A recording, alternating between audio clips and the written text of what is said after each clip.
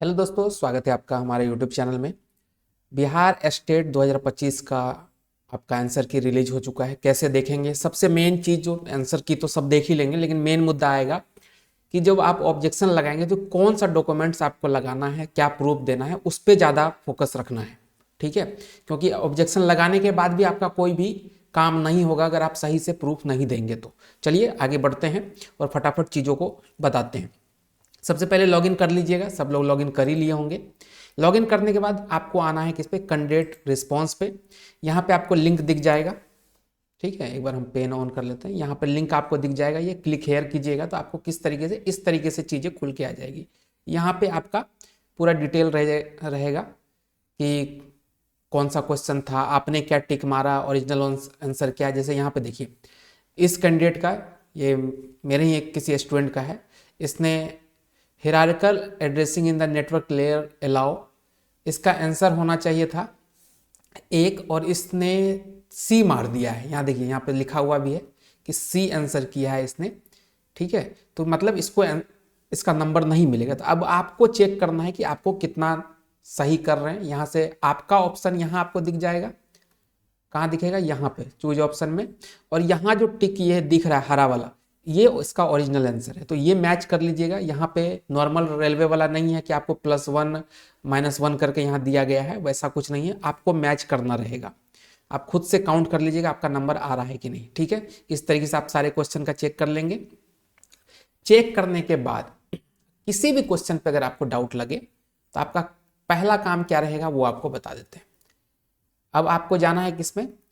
ये अभी हम गए थे कैंडिडेट रिस्पांस में। इसके बाद हम चलेंगे यहां से ऑब्जेक्शन फॉर्म में। ऑब्जेक्शन फॉर्म में अगर हम लोग देखें तो यहाँ पे ये देखिए, ये देखिए यहाँ पे click here to raise objection का एक बटन दिख रहा है। इस पर हमको क्लिक करना है। इस पर जैसे ही क्लिक करेंगे तो इस तरीके से एक फॉर्म खुल जाएगा। ठीक है, हम पहले से खोल के रखे हुए हैं तो कोई दिक्कत वाली बात नहीं है। यहाँ पे जिस स्टूडेंट का ये है उसका हम नाम हाइड वाइड कर दिए हैं, कोई दिक्कत वाली चीज़ें नहीं है। अब क्या करना है, यहाँ पे पेपर सेलेक्ट करेंगे। अरे खुल जाओ महाराज। चलिए एक बार फिर से क्लिक कर लेते हैं, खुलने दीजिए इसको। ठीक है, देखते हैं क्या होता है। नाम वाम हाइड हो गया, कोई दिक्कत नहीं है। अब हमको यहाँ से, अब देखिए ये क्लिक ही नहीं हो रहा है। ये नया ड्रामा इसका शुरू हुआ है। चलिए अब खुलना स्टार्ट हो गया है। अब यहाँ से क्या करेंगे, पेपर 1 या 2 आपका जो भी है, पेपर 2 कंप्यूटर साइंस है तो पेपर 2 सेलेक्ट कीजिएगा। यहाँ पे ऑटोमेटिक आ जाएगा आपका किस दिन एग्जाम हुआ था, शिफ्ट किया था, सब आ जाएगा। अब क्या है कि क्वेश्चन आईडी आपको सेलेक्ट करना है। यहाँ से किस क्वेश्चन में आपको ऑब्जेक्शन लगाना है। ये आईडी कहाँ से मिलेगा? आपका जो पेपर है इसमें आप यहाँ गौर से साइड में देखिए, हर क्वेश्चन के बगल में क्वेश्चन आईडी आपको मिल जाएगा। जिस क्वेश्चन पे आपको डाउट है उसका क्वेश्चन आईडी यहाँ से लेके आप वहाँ पे चीज़ें कर सकते हैं। तो यहाँ से मान लीजिए हम पहला क्वेश्चन आईडी लेते हैं। ठीक है, अब जो मेन मुद्दा है वो ये है कि language in which question was answered. तो यहाँ हिंदी या इंग्लिश जो भी आपको इच्छा हो उसमें वो आप सेलेक्ट कर सकते हैं। आप मान लीजिए हिंदी कर लेते हैं या इंग्लिश कर लेते हैं, कुछ भी कर लेते हैं, कोई दिक्कत नहीं है। टाइप ऑफ ऑब्जेक्शन, किस टाइप का ऑब्जेक्शन है? इनकरेक्ट क्वेश्चन है, आउट ऑफ सिलेबस है, ऑल ऑप्शन इनकरेक्ट है, मल्टीपल करेक्ट ऑप्शन है, ठीक है, इनकरेक्ट आंसर की है, क्या है? जो भी आपको चीज़ें लगे वो आप यहाँ पे सेलेक्ट कर लीजिएगा। मान लीजिए आपने कहा कि इनकरेक्ट आंसर है या मल्टीपल करेक्ट ऑप्शन है। आउट ऑफ सिलेबस का तो अलग लॉजिक हो गया, इसको तो हम कंसिडर नहीं कर रहे हैं अभी। आउट ऑफ सिलेबस बहुत लोग बोलेंगे कि हमारा ये आउट ऑफ सिलेबस था, वो सब हमको साइड में रखते हैं। मेन क्वेश्चन गलत या ऑप्शन गलत, कोई ऑप्शन नहीं है सही, या ऐसा भी हो सकता है कि मान लीजिए उसमें कोई ऑप्शन था ही नहीं सही, या आपका मल्टीपल ऑप्शन सही था, आपको तो एक ही टिक करना था। तो वो चीज़ यहाँ पे कर सकते हैं। मान लीजिए कोई भी चीज़ हम करते हैं, आउट ऑफ सिलेबस हटा के कुछ भी अगर हम सेलेक्ट करते हैं, ठीक है, आपको 50 रुपये पे करना पड़ेगा। यहाँ पे एक ऑप्शन और है, do you want add remarks, remarks पे भी कर दीजिएगा और चीज़ें अपने अकॉर्डिंग लिख दीजिएगा यहाँ पे। ठीक है, जैसा भी आपको लिखना हो। लेकिन जो सबसे मेन इंपॉर्टेंट चीज़ है वो है ये अपलोड, सपोर्टिंग डॉक्यूमेंट्स अपलोड करने का। आप साफ साफ आपको शब्दों में बता दें, किसी भी क्वेश्चन पे अगर ऑब्जेक्शन लगा रहे हैं तो उसका जो भी डॉक्यूमेंट्स आप प्रूफ के तौर पे सबमिट करेंगे कि ये जो क्वेश्चन है गुरुदेव, ये हम आयोग को कह रहे हैं कि ये क्वेश्चन गलत है आपका, या इसका ऑप्शन गलत है, या आपने जो आंसर की में आंसर दिया है वो आंसर नहीं, इसका और कोई आंसर है, इसका प्रूफ आपको देना होगा। ठीक है, और इसको आप छोटी मोटी बात मत समझिएगा, प्रूफ नहीं देंगे हम खाली ऑब्जेक्शन लगा देंगे तो मेरा काम हो जाएगा, नहीं होगा, इतना नहीं बैठा हुआ है कोई देखने के लिए।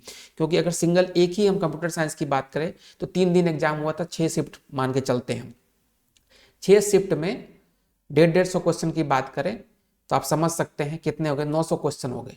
कोई नहीं देखने वाला आपके क्वेश्चन को जब तक कि आप प्रूफ सही तरीके से नहीं देंगे। प्रूफ देंगे, आप सोचिएगा हम यहाँ लिख दें क्वेश्चन के बारे में और वो चीज आयोग चेक करे कि हाँ सही है में गलत है, तो ऐसे नहीं होता है। बहुत बारी ड्रामा हो चुका है, खासकर बिहार में कहानी होता है, स्टेट में होता है, 2023 से लेकर अभी तक हर बार हुआ है कहानी।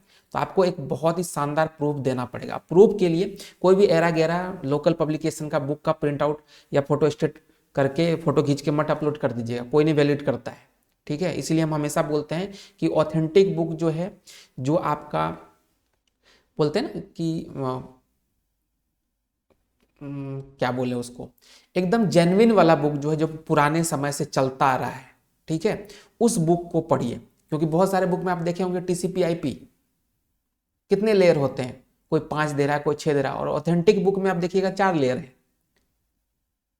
तो बहुत सारी चीज वहां पे डिफरेंस रहती है लोकल बुक में, इसलिए लोकल बुक को कभी भी ये लोग प्रीफर नहीं करते हैं, खासकर किसी भी एग्जाम में। तो लोकल बुक जितना भी पटना पब्लिकेशन है बिहार वाला, उसको तो छोड़ ही दीजिएगा। कोई ढंग का बुक हो, ऑथेंटिक बुक हो, उसका आप अगर आपको वो क्वेश्चन का आंसर या कुछ उससे रिलेटेड कोई टॉपिक आपको कहीं दिखे तो उसका फोटो खींच लीजिएगा और वो यहाँ पे अपलोड कर दीजिएगा। ठीक है, तो ये वैलिड होगा आपके लिए। और कुछ लोग कहेंगे चैट जीपीटी से पूछ लीजिए, चैट जीपीटी वाला तो बिल्कुल भी मत डालिएगा, पहले बता रहे हैं। ठीक है, तो ये कहानी है डाल के जैसे ही आप सबमिट कीजिएगा, ठीक है, तो 50 रुपये आपसे कटेगा। और फिर क्या होगा कि यहाँ पे लिस्ट जो है ऑब्जेक्शन वाला, यहाँ पे आपका लिस्ट में आ जाएगा कि आपने एक ऑब्जेक्शन लगा दिया। बस इतना सा कहानी है। बस मेरा मोटिव ये था ये वीडियो बनाने का, आप लोग ऑब्जेक्शन लगाते टाइम ऑन पोन मत कीजिएगा कि हाँ हर क्वेश्चन में ऑब्जेक्शन। सबसे ज़्यादा परेशान कौन होंगे पता है? जिसका 1-2 नंबर से रह रहा है, कट ऑफ क्लियर नहीं हो रहा, वो एकदम होंगे उसको 150 के 150 क्वेश्चन गलत दिख रहा होगा अभी, कि हर क्वेश्चन में कुछ ना कुछ उसको लग रहा होगा कि ये क्वेश्चन से भी 1 नंबर आ जाएगा हमको, ये क्वेश्चन से भी आ जाएगा। तो उस गलतफहमी में मत रहिएगा, आराम से कल शांत मन से चेक कीजिएगा। और सबसे पहले सारे जितने भी कंप्यूटर साइंस वाले हैं, हर शिफ्ट का पेपर हमको व्हाट्सएप पे कर दीजिए या टेलीग्राम ग्रुप पे शेयर कीजिए आप लोग अपना। ठीक है, और हमसे जो सजेशन चाहिए होगा, किसी क्वेश्चन पे डाउट हो तो एक बार हमसे भी सजेशन ले लीजिएगा अगर दिल करे तो। बाकी जो हमारे तरफ से होगा, जो ऑथेंटिक चीज़ें होगी हमारे तरफ से प्रूफ देने का, वो हम भी प्रोवाइड करने की कोशिश करेंगे।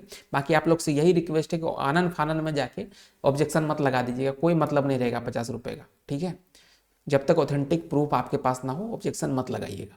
ठीक है, तो यही था, मिलते हैं एक नई वीडियो में।